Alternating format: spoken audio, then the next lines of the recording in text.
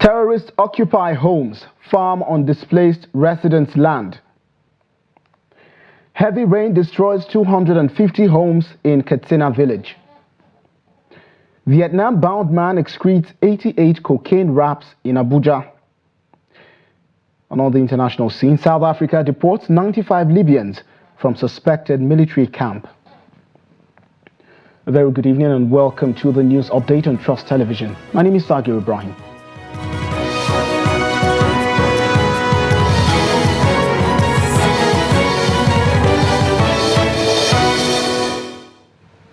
And now the news in full. 5 months after residents of Alawa community in Chiroro local government area, Niger State, fled due to withdrawal of soldiers, terrorists have reportedly occupied the area and engaged in farming. According to an IDP from Erina, recent attempts to return and plant crops revealed that terrorists had taken over their farmland using fertilizers left.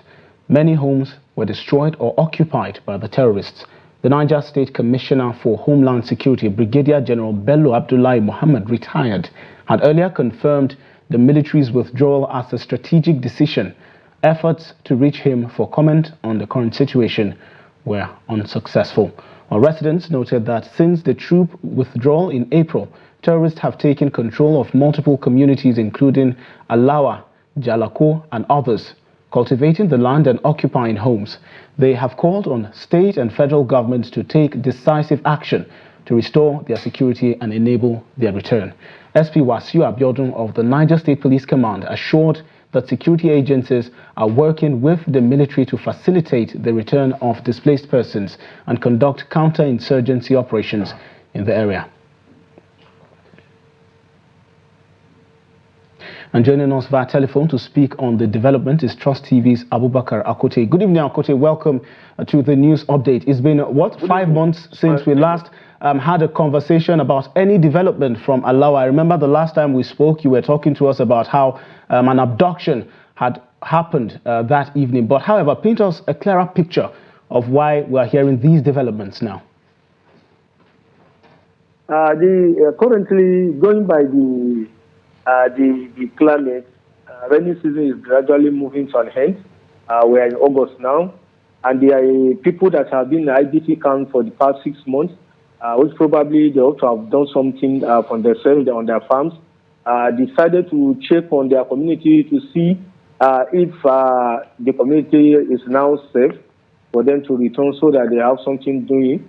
But surprisingly, discovered that terrorists have actually taken over their community, sleeping in their houses now, and have even cultivated their lands, growing crops, using the fertilizers they said they have procured before they were displaced, which they couldn't take to IDP camps, now being used by terrorists for on their crops. Okay, so have you had any chatter or probably insinuations on whether the government or the agencies of security are going to be occupying those areas following this development? What I have gotten from the military confidentially, because they say I have to reach out to the defense headquarters for official statements that they are monitoring the situation. Even the last time they had a social media seminar in Mina, because Shiro is under 18 Brigade, Lieutenant Bida, and the commander spoke extensively that the 2 areas of operation, which include Shiro and Nubusa, are being monitored by troops regularly. But I don't know if they are aware that the terrorists have actually occupied part of the local government that is under his command. But I was sure that the decision will be taken, and they are going to. But official statement will have to be issued at defense headquarters. But assurance was given as of yesterday that the troops will surely monitor the situation and take decisive action. Okay, Akote, this development has been in the media space for quite a while now, so perhaps we would have gotten some response from the state government. Has there been any? The feedback we have continued to receive with the state government is that they are working in collaboration with security agencies to ensure that the situation is put under control. But the truth of the matter is that because we are in rainy season now, each time we are rainy season, because the river banks that these tourists cross over to these communities are always high, so they find it difficult to cross. In recent time, the attacks have reduced until unless 2 weeks where they try to cross somewhere along Contemporary Road. But so these ones now that have taken permanent settlement in this community is the bond of contention now, because communities before now, during rainy season, communities always have time to even plant crops in their communities until during harvest period that they start that the terrorists resume attack and then they are displaced again. But this time around, they are not in their communities. And what has also wasn't the situation is that in the Alawa community, there was a permanent military camp there before, which made it difficult for terrorists to penetrate the area. But since the withdrawal, the terrorists have now taken over the community, even the neighboring villages, because Alawa is the largest community in that axis. So the military were stationed there. They took control the area without allowing terrorists to take over. But since they were withdrawn, terrorists have now having the power to take over and even occupy the house. Okay, Father Ali Akute, the last time we had this conversation about either Alawa, Erina, or any of the communities around there was sometime in April. Between that time and now, have you had maybe a conversation with residents of these communities to know how they had fared between April and this period? I've been in constant in touch with them, both those that are in Kuta, because the last time even in Kuta I interacted with them, those that are in Gwada. It has not been easy, all this, especially with this current rising cost of things, and the situation that what has even wasn't the plight of the IDPs, getting something to eat. Though some of them now, if it's just that are into some mineral jobs to survive, some like those in Guada, some work as cleaners or nannies in some houses to get what to eat. So between April and this period, what they said as very pathetic for them. Even though once in a while they get support, humanitarian support from individuals, well-to-do individuals, and then sometimes even the state government, those supports are not enough. They said they will prefer if their communities will be protected, and then they go back home and engage in their farming, which they are used to, so that they can provide themselves instead of them waiting for government 2 months, 3 months before they get something, they get support to feed themselves. All right, Akute, thank you so much for the update on these developments. Continue to monitor the situation, and we definitely will touch base with you as any update comes up. Do stay safe, Akute. Yeah, thank you. Abubakar Akute, Trust TV reporter from Niger State. Moving on now, resident doctors at the Federal Medical Center Asaba are demanding the unconditional release of their colleague, Dr. Ganiat Pokwola, who was kidnapped by unknown gunmen in Kaduna last December. To press their demand, the doctors staged a peaceful protest within the hospital premises. Dr. Pokwola was abducted on December 27, 2023, alongside her husband and nephew. While her husband was released earlier this year, she remains in captivity 7 months after the incident. During the protest, the resident doctors warned of a potential strike if their colleague is not freed soon. They also cautioned that the worsening security situation in the country will exacerbate the brain drain in the healthcare sector if not urgently addressed. No, coming to the hospital and getting a doctor kidnapped, a staff of that hospital kidnapped without... in short, I can't just phantom the process. I can't just phantom what she has been through for the last 7 months plus. We are joining our forces around the whole world, pleading with the press, pleading with the security agents, pleading with the Federal Institute. They should please help us secure a safe release. Remember that this is not only FMC Asaba protest. It is a protest that cuts across all institutions in the country, both federal and state institutions in the country. So it's a peaceful protest, as I've said. It can degenerate to anything because recall that she was kidnapped with her husband, who is a military personnel. but he has been released since March 2024. And our member has been in captivity since then till now, a female for that matter. So we can't imagine the torture and the pains. The security condition in the country is worsening by the day. We are not happy. Just yesterday we got an information that some medical students were kidnapped. Seems it's getting worse, and now we are the targeted species, doctors, health workers. We are not happy about it, and we are saying enough is enough. The Nigerian army troops have thwarted a terrorist attack on the Alawa community in Birnin Gwari local government area of Kaduna State. During a fighting patrol on Friday, troops encountered terrorists after clearing Maidaro and Ngade Alhavid villages. In a gunfight, 2 terrorists were killed and the troops recovered an AK-47 rifle, ammunition and 11 motorcycles, one of which was destroyed. The army reiterated its commitment to curbing terrorist activities in the region, emphasizing that their operations continue to undermine the insurgents' capabilities.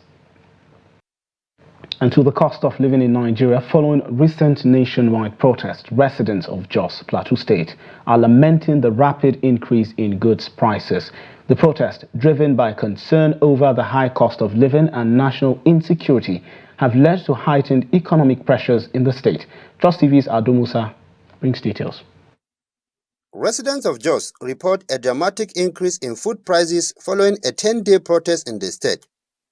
Investigations reveal that essential items such as sugar, rice and flour have surged from 75,000 naira, 74,000 naira and 60,000 naira to 92,000 naira, 85,000 naira and 80,000 naira respectively since the conclusion of the protest.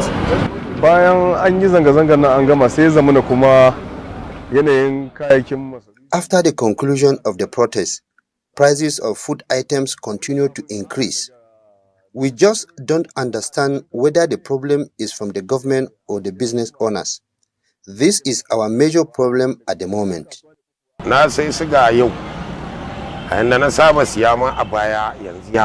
bought sugar today and the price has increased. I asked why the sudden price increase. The retailer told me that he also bought it in a high price and so he has to increase the price. We don't know the government is aware of the situation. Before protest, things were a bit down, but after the protest, things are too high. I can't buy it. I come to market, I can't buy anything. Things are too expensive. Wholesalers at Kasuandere Market, a major food and goods hub, have refuted claims of unjustified price increases. They attributed the surge in price to external factors rather than deliberate inflation. Mostly the increment we have in our market is artificial due to the fact that most of the companies are not working. Most of our people used to shatter lorry or used to carry their lorry and fuel it. They used to fuel their lorry to go and bring goods in other places because the companies are not working. So they have to go to other dealers in other states that they can get goods and bring it down to Jos. So that's the reason why you see some little increments on top of other goods. But there are goods that did not even increase price, but people are saying that they have it has increased price. If you can look at it, most of the shops inside town, they are the ones that have increased most of the money. And if you ask them, they will tell you it's from the market. On our own, we cannot actually increase our prices inappropriately. Because if you refuse to sell, we have competitors are around. The other person nearby will sell.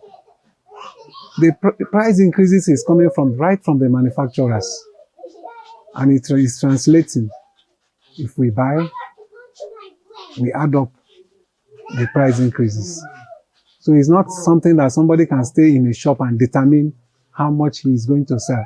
They have to put fuel to go to Lagos and come back empty. So these are parts of the causes of the increments. Then secondly, a lot of stock. Plateau people have exhausted a lot of stock during the protest. So, and there is no more stock on ground. Some people have to travel extra mile to go and look for items. The expenses will be more than before. Residents are calling on the government and relevant authorities to take action to stabilize the prices of goods and services. They stress the need for measures to ensure that essential items remain affordable for the average person. From Jos, Ado Musa reporting for Trust TV. At least 250 houses were destroyed following a heavy downpour at Natsinta village in Jibia local government area of Katsina state. The state has witnessed 1 week of unprecedented rainfall since Saturday last week. Although no life was lost during the torrential rain which lasted for 3 days, precisely between the last Thursday and Friday and Saturday without respite, several persons were said to have sustained various degrees of injury. The disaster left most of the affected houses occupant in a state of distress and uncertainty. It was also gathered that the absence of proper drainage systems in the area contributed to the destruction. A resident of the village, Masudu Lawal, attributed the disaster to the disruption of a crucial drainage channel which had exacerbated the magnitude of the disaster. Another victim, simply identified as Abdurrahman Ibrahim, while sharing his experience on the incident, said the residents lost not only their homes but also valuables running into millions of naira. On Saturday, August 17, 2024, the member representing Jibia local government area at the Katsina State House of Assembly, Honorable Mustafa Yusuf, visited the affected area. The district head of Daddara, Usman Nagogo, expressed deep concern over the widespread destruction that sparked confusion among the residents. He therefore called on government officials and other stakeholders to extend compassion and support to the affected residents. Displaced residents are struggling to find shelter amidst the already existing poverty, insecurity, and food insecurity. In Malam Maduri local government area, incessant rainfall has devastated at least 60 hectares of farmland in Tashena and Arki villages. The affected farms were nearing harvest, predominantly grew rice and maize. Farmers like Alhaji Haruna, who lost 2 hectares of maize, are now counting their losses as the floodwaters have destroyed much of the anticipated bumper harvest. Other villages, including Mata and Aging, have also reported significant damage to the rice and maize crops. Local leaders such as Malam Yunusa Bulama, ward head of Tashena village, are compiling lots of affected farmers' lists to seek urgent assistance for those hit hardest by the disaster. This flooding has caused severe setbacks for the agricultural sector in the region, which had been expecting a successful harvest before the heavy rains struck. You're watching the news update on Trust Television. Coming up after the break. Electricity tariff hike forces Gombe residents to patronize usage amid economic hardship. This and other stories when we return. Join us again. This is Trust TV, documenting the Nigerian story.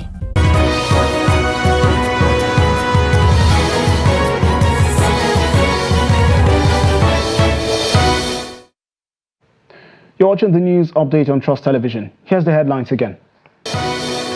Terrorists occupy homes, farm on displaced residents' land. Heavy rainfall destroys 250 homes in Katsina village. And moving on to other stories now, in April 2024, the Nigerian Electricity Regulatory Commission raised electricity tariffs for about 2 million Band A customers by 230%, from 68 naira to 225 naira per kilowatt hour. The tariff was later reduced to 206.8 naira per kilowatt hour in May and maintained in June. Many customers find this cost unaffordable, leading to reduced electricity usage and increased reliance on alternative power sources. Hassan Koli brings details. Since the recent increase in electricity tariffs, many Nigerians have faced significant challenges in adapting to the new rates. With the current economic conditions, most households are prioritizing basic needs like food, making it difficult to manage additional expenses such as higher electricity cost. The price of electricity is unaffordable. When we are on postpaid, we are paying estimated monthly bills. But for now, it is prepaid. We have to stop using electric cookers and freezing irons with charcoal as an alternative for cooking. It is indeed worrisome, as we cannot even enjoy a little. In fact, a common man has less, if not anything, to enjoy in this country. Our leaders are just like a statue, doing nothing to improve the standard of living.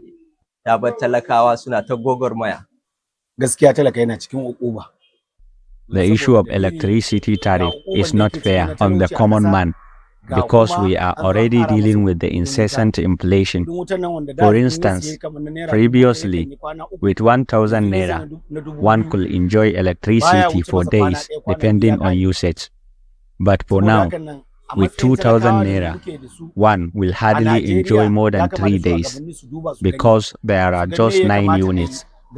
We are using rechargeable lights in the night, or disconnecting our power in daylight as a measure to minimize usage, and the government has to review the tariff to ease our hardships, in my opinion.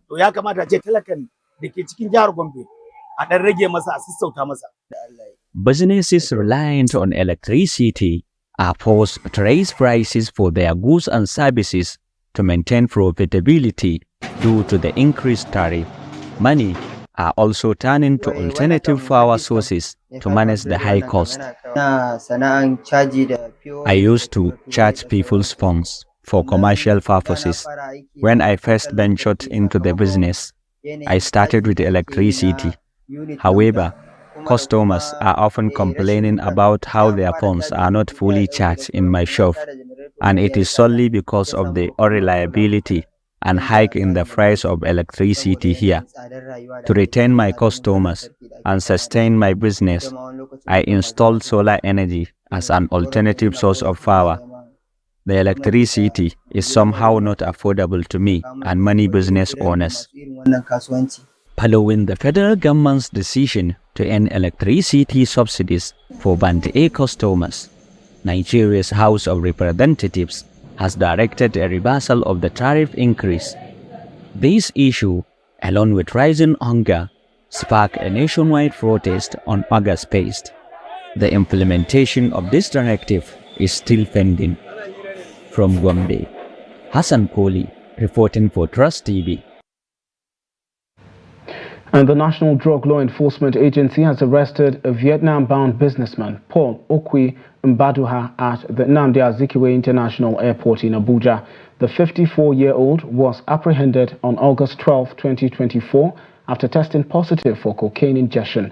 Mbaduha, who was boarding a Qatar Airways flight to Hanoi via Doha, excreted 88 wraps of cocaine weighing 1.710 kilograms after 4 days under observation. He claimed to be a Lagos-based businessman who was paid $2,000 to deliver the cocaine to Vietnam. In a separate operation, NDLEA officers at the Murtala Mohammed International Airport in Lagos intercepted a shipment of 800 grams of loud, a synthetic cannabis strain concealed in noodles destined for Congo. The sender, Nnamani Sunday Sonny, was arrested at Alawa International Market. Additionally, NDLEA operatives at Lagos Airport recovered 65.80 kilograms of loud from 6 boxes imported from Canada. The suspect, Desalu Taufik Temitope, was arrested after arriving on an Air France flight. He and an accomplice who is still at large were reportedly promised $10,000 for the successful delivery of the shipment. And away from Nigeria, 95 Libyans discovered at a suspected military camp in South Africa's northeast will be deported back to Libya on Sunday, according to the South African Home Affairs Ministry. The Libyan men had been detained since July 26, when police raided a remote training camp near White River, about 360 kilometers east of Johannesburg. Police believed the men were receiving military training despite entering South Africa in April on visas purportedly issued for security guard training. The government cancelled the visas, which were irregularly obtained in Tunis through misrepresentation. The deportation flight arranged by the Libyan government is scheduled to depart from Kruger Mpulanga International Airport. Home Affairs Minister Leon Schreiber commended officials for their swift action and emphasized the importance of enforcing immigration laws. While the group was initially charged with violating immigration rules, the National Prosecuting Authority dropped the case on Thursday due to insufficient evidence. However, authorities have not ruled out further charges. And in sports now, former Sweden head coach Jan Andersson is reportedly set to be named the new head coach of Super Eagles of Nigeria. Andersson's appointment comes over 2 months after George Finidi vacated the position. This would mark the 61-year-old tactician's first coaching stint in Africa. Andersson previously managed the Swedish national team from 2016 to 2023, guiding them to their first FIFA World Cup in 12 years in 2018 and leading them to a quarter-final finish. However, he stepped down after Sweden failed to qualify for the 2024 European Championship. The Super Eagles are gearing up for their 2025 Africa Cup of Nations qualifiers next month, where they will face Benin Republic and Rwanda. And that wraps up the news update at this hour. Do not forget to follow us across all of our social platforms. My name is Agil Brown. Thank you for watching. Join us again.